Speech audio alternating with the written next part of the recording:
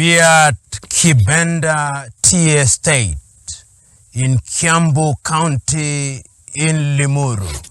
And today we want to discuss the history, the long history, if you may, between the African continent and the former Soviet Union, USSR. Those of us who are students of history will remember there was an intimate relationship between the USSR and former freedom fighters. We will also remember that in many institutions of learning in Africa at that time, the USSR was being seen as the breeding ground of Marxism-Leninism, and many young African scholars were attracted to their ideology. We will also remember that the Russian Revolution, the Bolshevik Revolution of 1917, spurred many African countries which were under the yoke of Western colonization. And therefore, when we talk about that history, it can never be seen without taking into account that reality. Russia, or the USSR as we knew it in its full before we come to its successor, which is the Russian Federation, was seen as an important ally. And one must ask why. We must remember that African countries, all of them, the 54 of them, were being victimized by the hegemonic European powers. And when the 1917 revolution took place, many African leaders at that time who were in the struggle were taking a cue from it. If you look at South Africa, for example, with the formation of the South African National Native Congress, which later became the ANC, their guiding light was what had happened in the Soviet Union in 1917. And they were telling themselves, we can actually liberate ourselves from this colonial yoke. And if you look at the activities, even in Nigeria with people like Makule, they were taking a cue from these activities at that time. And even as the Soviet Union started to have its hold in international affairs, it was seen very differently from Western countries. First of all, it was not seen as a colonizer, and it was not involved in the scramble for Africa, so that the Soviet Union was not present at Berlin. The Soviet Union did not have any territory that it was claiming. The Soviet Union was seen as the bastion of revolution and the bastion of change which African peoples desired from the colonial yoke. And of course we know that from 1917, of course, in the First World War, the role of the Soviet Union was not as prominent as it became after the World War II, when the Cold War then came into the arena, and we could very easily talk of a bipolar world, the West and the Soviet Union. So in many ways, when African countries are now involved in the struggle for independence in 1940s through to 1950s and ultimately 1960s, the natural ally was seen to be the Soviet Union for a number of reasons. If you look at the African National Congress in South Africa, many of the freedom fighters were gravitating toward the Soviet Union, not only for ideological reasons, but for support, financial support. And not only for financial support, sometimes military support. And these decisions had to be made. So when you look at South Africa, you'll find that there was a very intimate relationship between the Soviet Union and the African National Congress. And it was not only confined to that. You will note that in the very early days of the struggle in the 1950s, a lot of African freedom fighters were attracted to the Soviet Union. The Soviet Union was being seen at that time as the leader of the East. And when we talk about Soviet Union, we must also remember at that time that they had great influence in countries such as Hungary, and countries such as Poland, countries such as East Germany. And when the scholarships were being granted, the movement to the East, there were a lot of people from different parts of Africa who then found themselves going to study in Moscow and in St. Petersburg at the behest of the Soviet Union. And that in itself grew naturally because the freedom fighters of the day, and one can name them. One can name Gamal Abdel Nasser. When Gamal Abdel Nasser was overthrowing the monarchy of King Farouk, he inclined toward the Soviet Union, and indeed, when the Aswan High Dam was being built, it is the Soviets who actually financed the building of the Aswan High Dam. And the key was also taken by Kwame Nkrumah. When Ghana regained independence in 1957, one of the things that happened is that he wanted to build the Akosombo Dam. And of course, at that time, he approached several Western countries. They did not agree. And when he told them, I'm now going to the Soviet Union, then they financed the Akosombo Dam. And that is one of the reasons why Nkrumah was then labeled as a communist. The same label was also borne by Ahmed Sékou Touré of Guinea, who was very sympathetic to the Soviet style of governance, as was indeed Ahmed Ben Bella. And you will see at that time, because the Soviet Union talked about communism, there was something that was beginning to emerge in Africa called communalism and scientific socialism.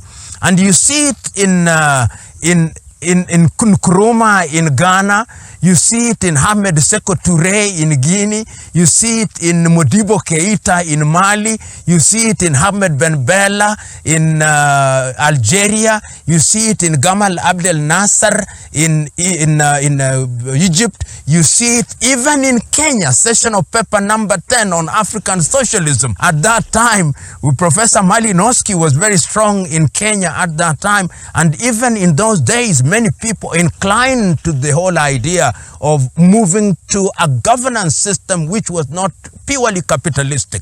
And you see it with Nyerere. When he talks about the Arusha Declaration, he is much more inclined to the views that are articulated in the Soviet Union, and one may say Marxism-Leninism with some Africanization aspect of it.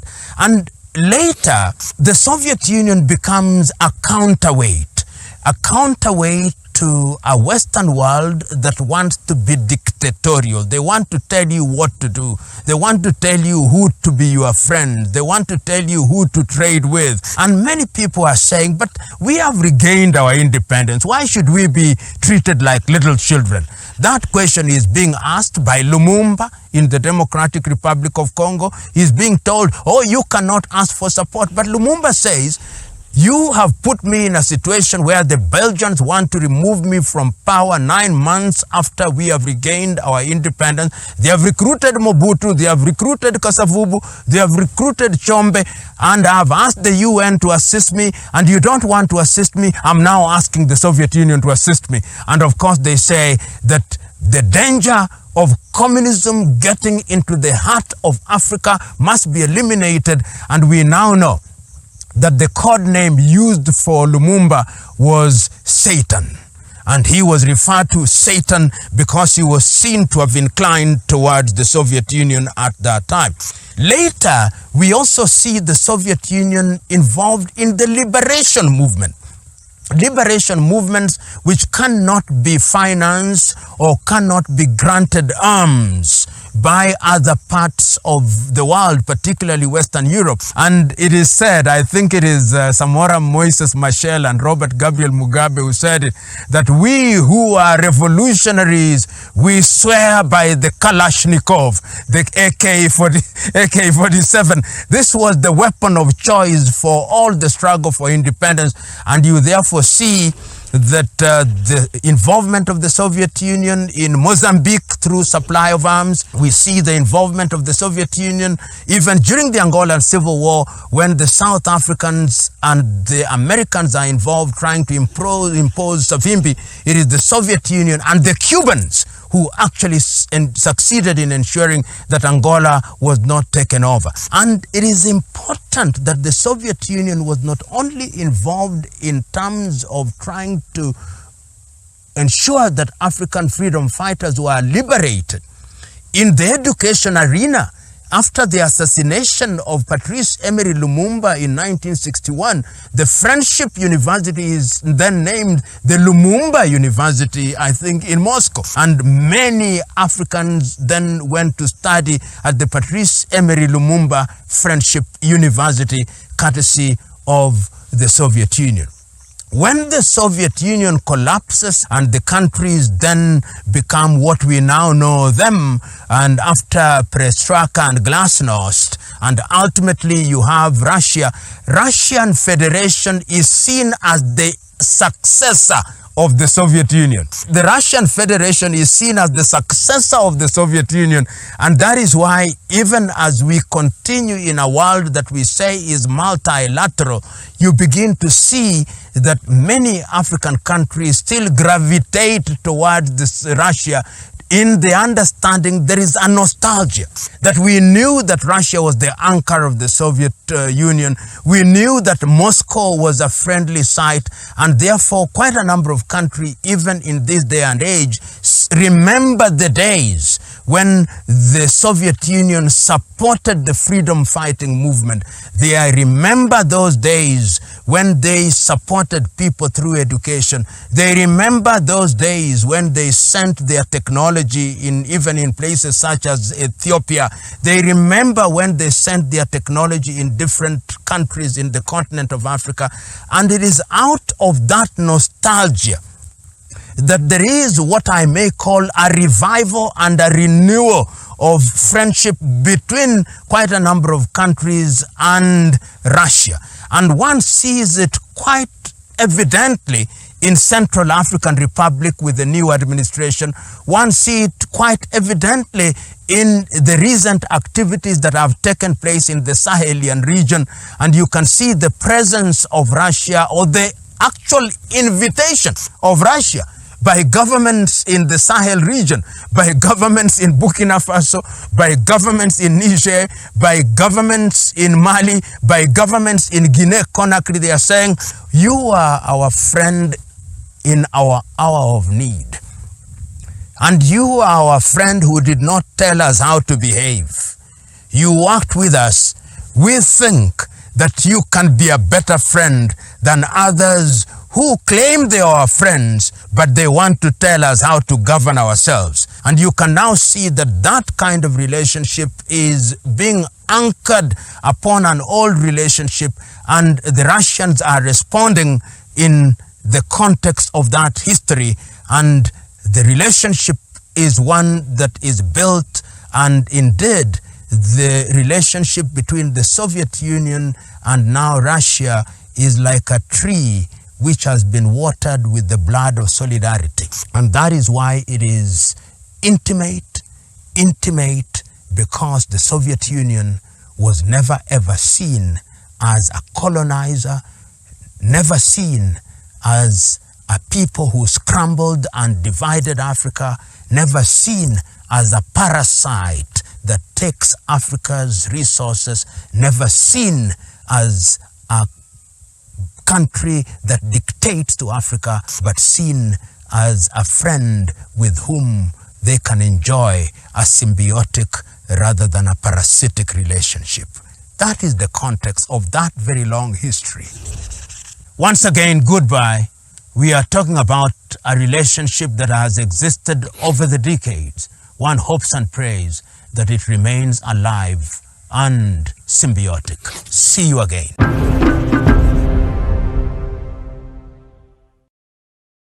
The world is changing, and so is Africa's reality. Political shifts, new partnerships, and economic opportunities. And we're here to uncover why and how it's done. What do the billion-dollar IMF loans have to do with the Kenyan unrest? Are US and French troops actually withdrawing from African states after years of presence? Is Europe's so-called green agenda so green and helpful after all? Why are more and more African countries increasing trade with Russia? And how is Britain lending Africa the treasures London looted? Now, from colonial legacies and security to the future of African democracies, we break down the key challenges ahead and analyze the solutions. While the world is watching Africa, Tune in with us and question more with RT International on Maisha TV Kenya.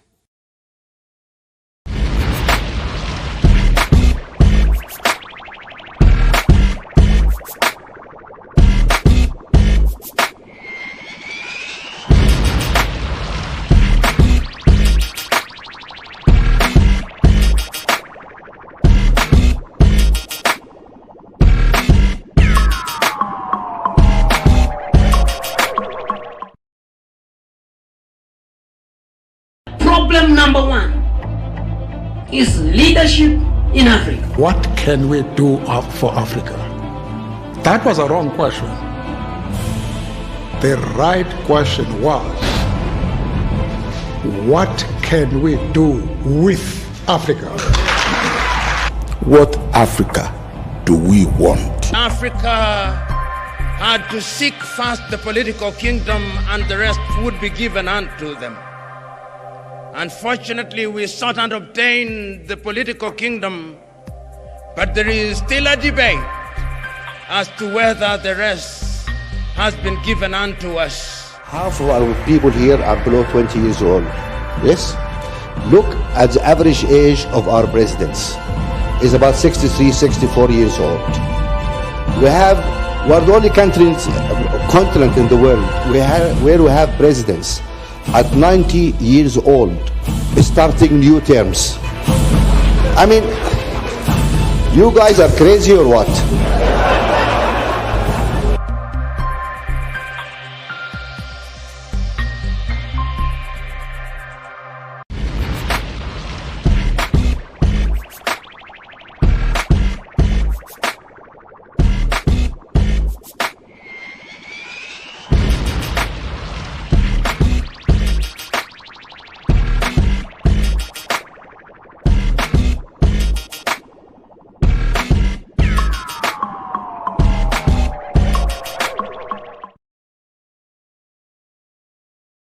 Ladies and gentlemen, this is Mushabi Jr. on your screen, bringing to you a program called Maisha Talk.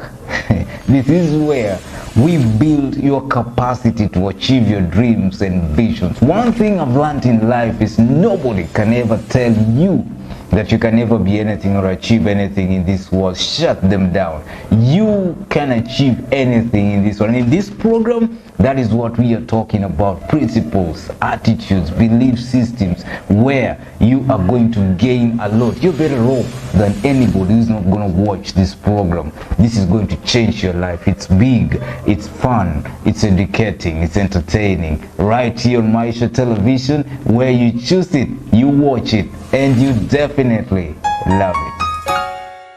This keeps me going on those days when I feel like giving up. Fire.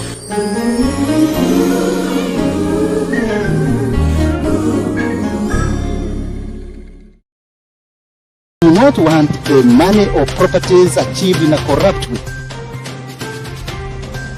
Badala ya kusaidia watoto wadogo wadogo katika academy za sport, wewe kazi yako imekuwa kila weekend unakuja kwa matanga kutukana viongozi. Wewe ni waziri wa michezo ama waziri wa matanga na masuala za ndani. Sasa wewe unatuambia nini? This government is going to punish you more than they will punish me. Tuko na mheshimiwa Eugene, tuko na mheshimiwa Lusaka na mheshimiwa Wetangula. I have no problem. I have full confidence in the agencies that we have to do their job. Who are out there bandying my brother yesterday. Me, I've said, if he's guilty, aendelee. Lakini hata nyinyi mkuwe na mshike rada. Sasa nyinyi wakati ya kufanya kazi mnasema tafuta Ruto, lakini siku ya kupiga kura mnaniambia tipping. Sasa nyinyi kweli mko na plani?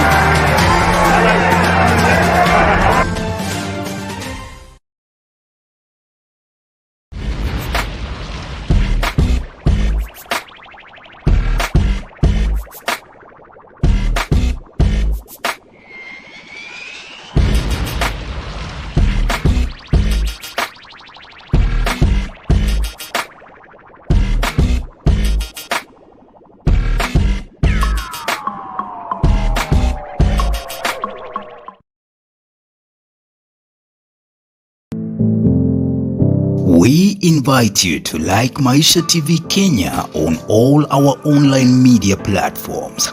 Facebook at Maisha TV Kenya, Twitter at Maisha TV Kenya, Instagram at Maisha TV Kenya. Maisha TV now invites you to send your feedback or complain because we listen to you.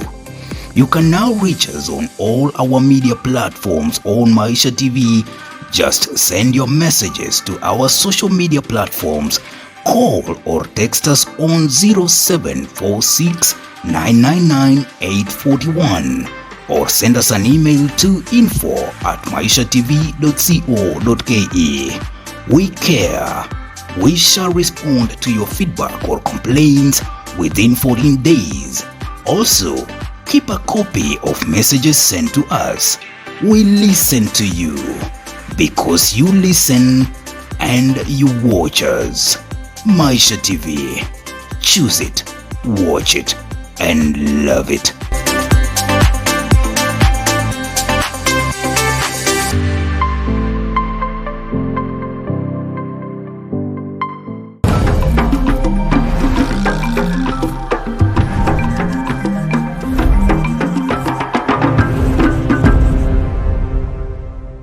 As we continue to converse about the mother continent today, we are in the very heart of the city of Nairobi on Liberty Building, and we behold panoramically the city of Nairobi, and in an interesting fashion from Liberty House, we talk about the liberty of the continent of Africa. The history of contemporary Africa can never be told without reference to the infamous conference in Berlin, which took place toward the end of the year 1884 and the early part of the year 1885. That conference, known as the Berlin Conference, sometimes as King Leopold's Conference, was convened by European powers as a way of dividing Africa arbitrarily into spheres of influence. The then European powers were all present. The Germans were there, the British were there, the French were there, the Belgians were there, the Italians were there, the Portuguese were there, and the Spaniards were there. And all they did was to look at the entire continent and dealt with it as if it were a plantation, drawing boundaries arbitrarily, and Africa has never recovered. At that time, the entire idea of the partition of Africa was to divide it into economic spheres of influence so that they could exploit the resources of Africa at a time when Europe was graduating, as it were, from an agrarian environment to industrial revolution. Soils of Africa were used for plantations, for coffee, for tea, for rubber, and other things. And subsequently, of course, they went into the mining of different ores, whether it was iron ore, whether it was manganese. All of this was done at a time when African countries and African nations had been decimated and debilitated by the destruction of their empires across the entire continent.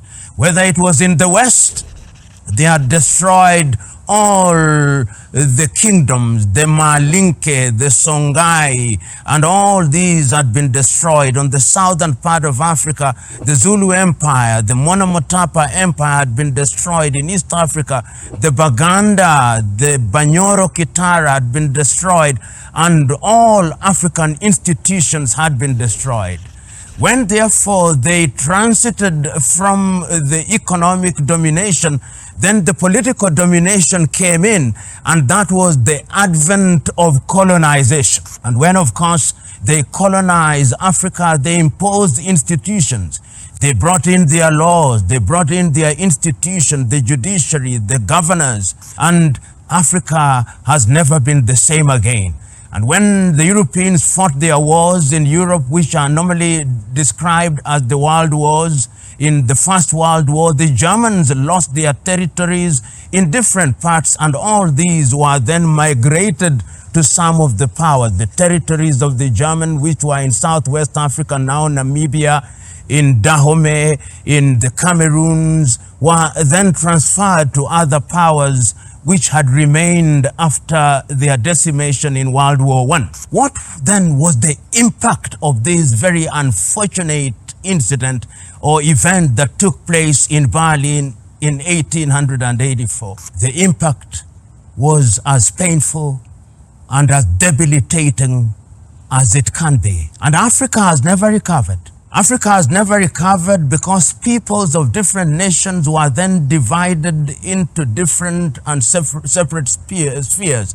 So that if you went to Ghana, you find the Moba people now divided to be found in present-day Ghana, present-day Togo, and present-day Burkina Faso. You go to Nigeria, you find the Yoruba peoples in Cameroon, you find them in Togo. You come to Kenya or to Tanzania, the Maasai of Kenya are to be found as the Maasai of Tanzania. The Luos of Kenya are to be found in Uganda, to be found in Tanzania, to be found in the Democratic Republic of Congo, to be found in Sudan. You go to Ethiopia, you find different communities across different countries, and this is as unfortunate as it can be. And it has been debilitating because when the struggle for independence started in earnest, and African countries were seeking to regain their independence from erstwhile colonizers, we as a continent had been divided into spheres of influence, with the former French colonies being infamously described as the Francophone countries, the Portuguese being described as the Lusophone countries, and the British colonies being described as the Anglophone countries. Of course, the Democratic Republic of Congo remained as a sphere of influence of the Belgians. Initially, the Democratic Republic of Congo was the individual property of King Leopold of the Belgians, only migrated to Belgium as a country a little later in time. The struggle for independence therefore started in earnest.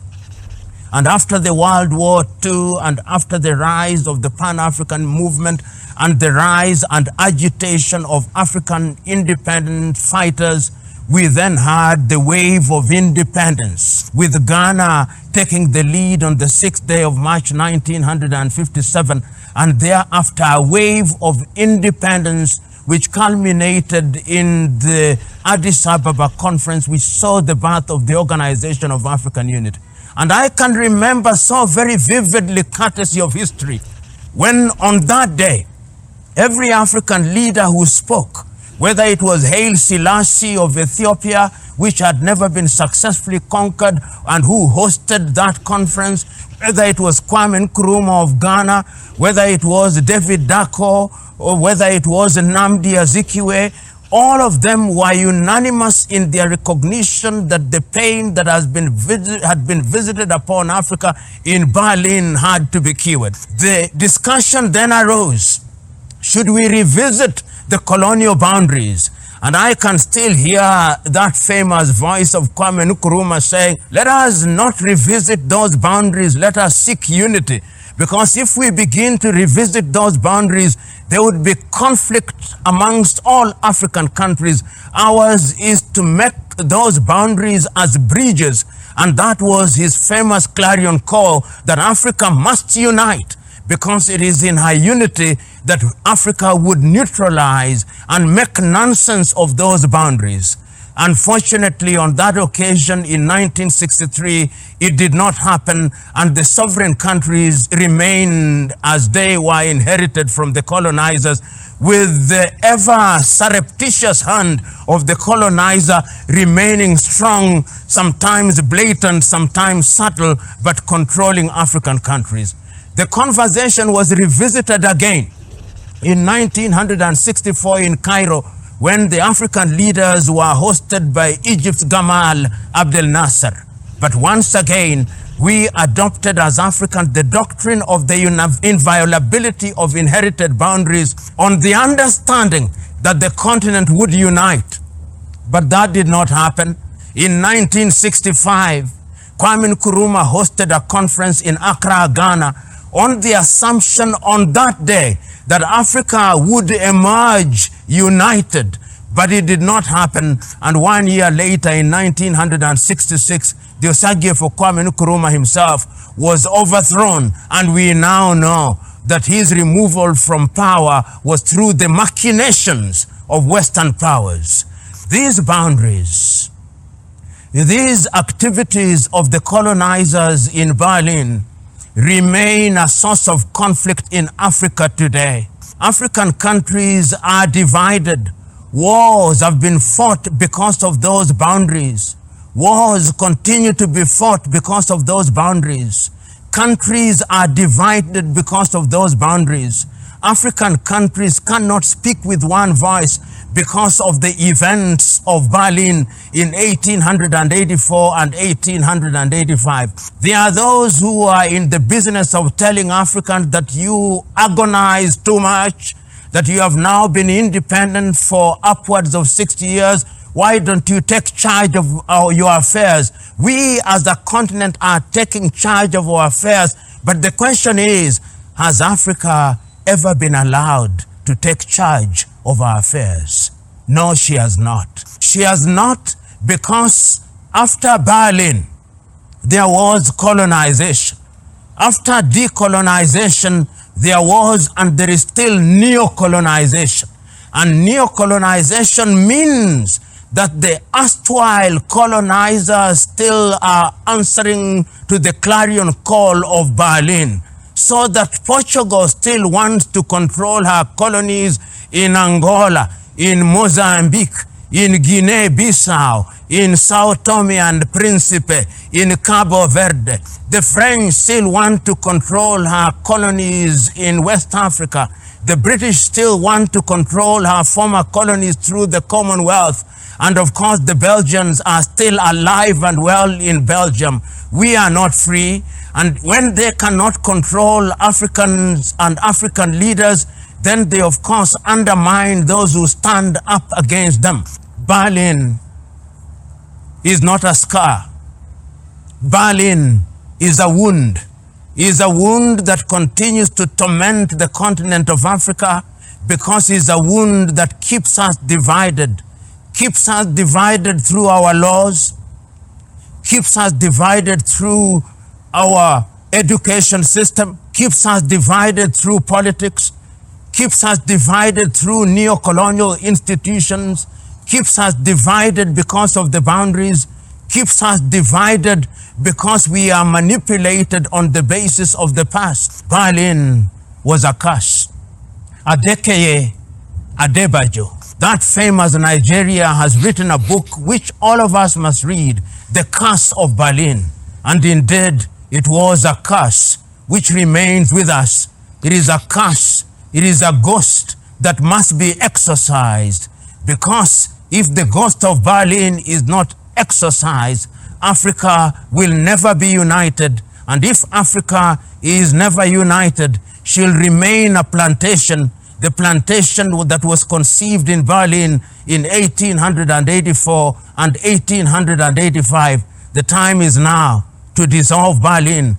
The time is now to make those boundaries bridges. African unity is what will dissolve Berlin.